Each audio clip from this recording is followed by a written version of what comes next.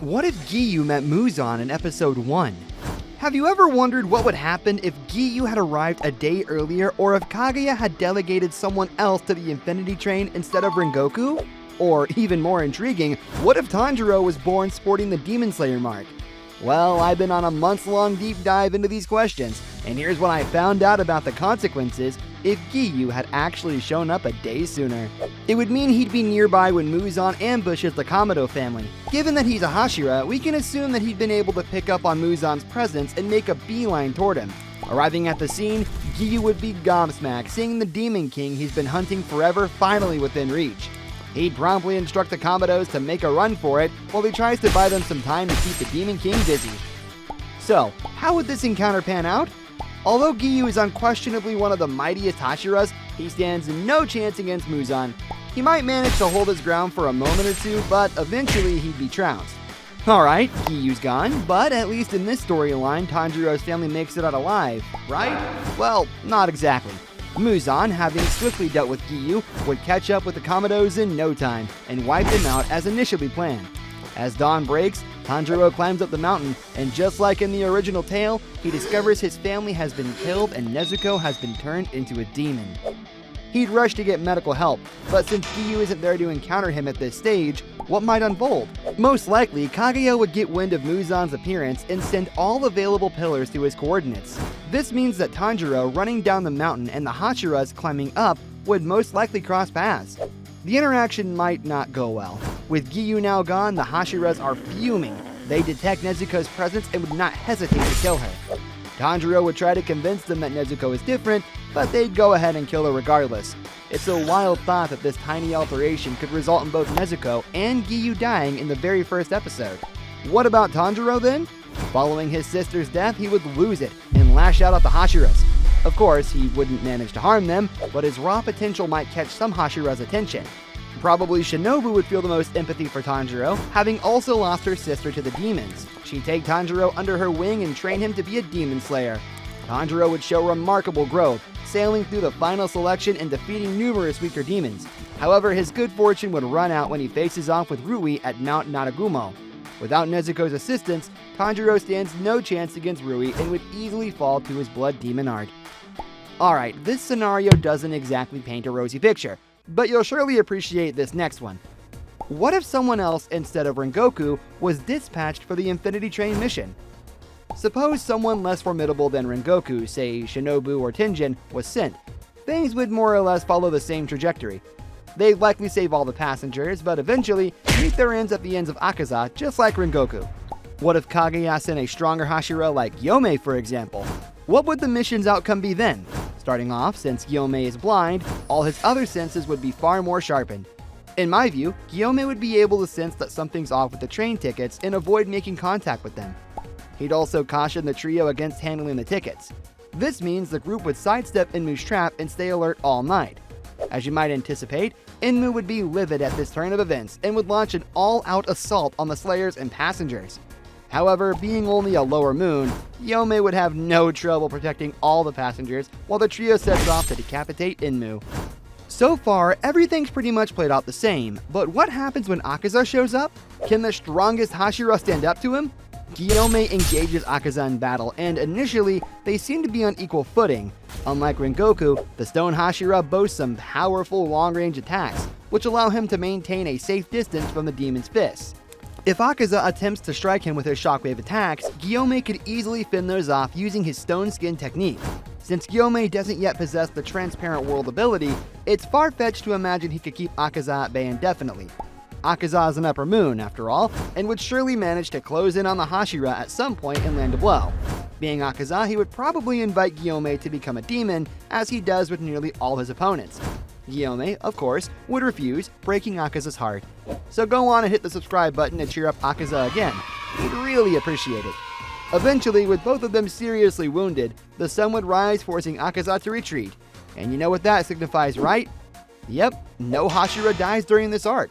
This implies they'd all be present for the final showdown against Muzan later in the plot. Just imagine the game changer another Hashira would be during that final battle. Additionally, it's plausible that some Slayers that Muzan had defeated, like Mitsuri and Obanai, would live to see another day. Man, I sincerely wish Kaguya had sent someone stronger on that mission. The story would have had a far happier conclusion. But did you ever ponder what might have occurred if Doma was in the entertainment district instead of Gyutaro and Daki? If you're scratching your head wondering why he'd be there, you probably overlooked a crucial detail from Season 3. You see, during Gyutaro's flashback, we learn that Doma has a thing for eating girls because they're highly nutritious. Hence, he frequently drops by the entertainment district, which teems with attractive girls, so it's quite plausible for him to be there. How would this alternate scenario unfold? It'd kick off normally with Zenitsu, Inosuke, and Tanjiro disguised as girls and infiltrating the three houses. Everything would proceed as usual until Zenitsu hears a strange noise emanating from one of the rooms. However, upon investigating, instead of discovering Daki as in the original version, he stumbles upon Doma feasting on several girls. Zenitsu would gear up to attack him, but freeze with fear as the demon swivels his head around to reveal the kanji for upper 2 in his eyes. The young demon slayer would be sent into a panic and take off running, yelling for Tengen and the others to assist him, while Doma would joyfully give chase with a creepy grin plastered on his face. As Zenitsu nears a dead end, Doma swings his fans at him, but out of nowhere, Inosuke, Tanjiro, and Tengen swoop in and ward off the attack at the last second. As the young slayers check on their comrade, Tengen discerns that Doma is an upper moon, and urgently tells the boys to flee as quickly as they can. Though Zenitsu is ready to bolt, Tanjiro and Inosuke stand their ground, indicating to Tengen that they're not leaving. Tengen would label them as naive and foolish, pointing out that this demon is far beyond their skill level. However, the boys have made their decision and are prepared to face Doma. Doma smiles as the demon slayers square off against him. Initially, Doma would toy with them, effortlessly evading their attacks while praising their techniques. Given Doma's personality, he'd probably take offense at the corpse for only sending male slayers to oppose him. He'd request that they bring a female Hashira next time they face him. This attitude would infuriate the trio, causing them to recklessly lunge at him. However, Doma is a league apart from the demons they previously fought, and would quickly impale all three of them using his icy wintry icicles technique, effectively incapacitating them. As Doma smiles, he fails to notice that Tengen is already closing in from behind. The Hashira strikes at the demon's neck, and just as it appears he'll land a hit, his arms are seized by Doma's lotus vines. Before the trio can even react, Doma thrusts his weapon through Tengen's chest, mortally wounding the sound pillar. Tanjiro, now furious, would rise, ready to attack Doma. However, with his dying breath, Tengen screams at him to escape, stating that if he dies now, Rengoku's sacrifice would have been in vain. Tanjiro would be flooded with memories of Rengoku, urging him to carry on, instantly shaking him out of his fury. He'd hoist the unconscious Inosuke and Zenitsu onto his shoulders and dash away as fast as he can, tears streaming down his face. Given that dawn is near, Doma wouldn't pursue him, and would likely shout from a distance to bring a female pillar the next time they meet. Honestly, Doma is so overpowered, I'm sincerely glad he wasn't in the district at that time.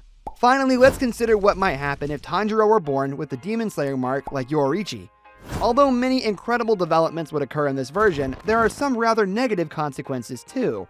Let's start from the beginning. Assuming Tanjiro has the power of the Demon Slayer mark, it's likely he has also the Transparent World ability.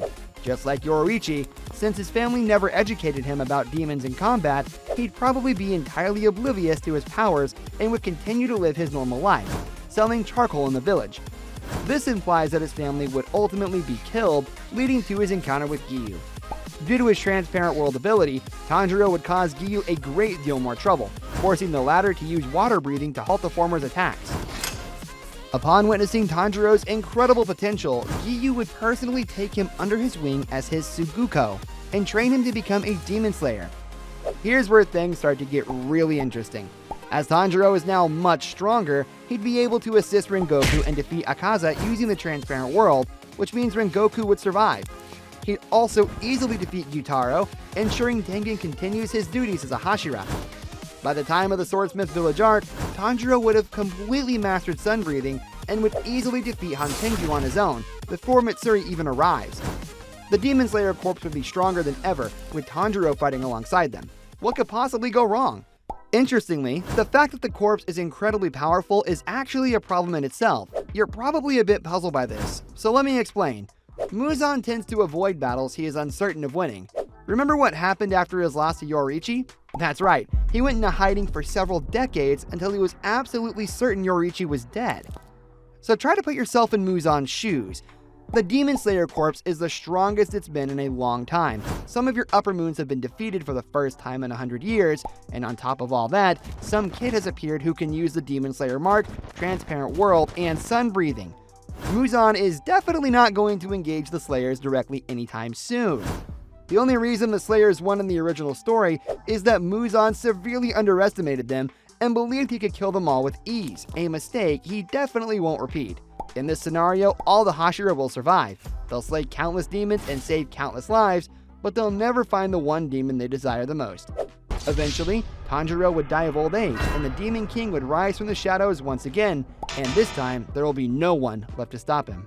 So that wraps up this hypothetical scenario. As always, there's plenty more to explore in the world of Demon Slayer. Don't hesitate to dive deeper into these thought experiments. They can offer a new perspective on the story we know and love. Thanks for watching.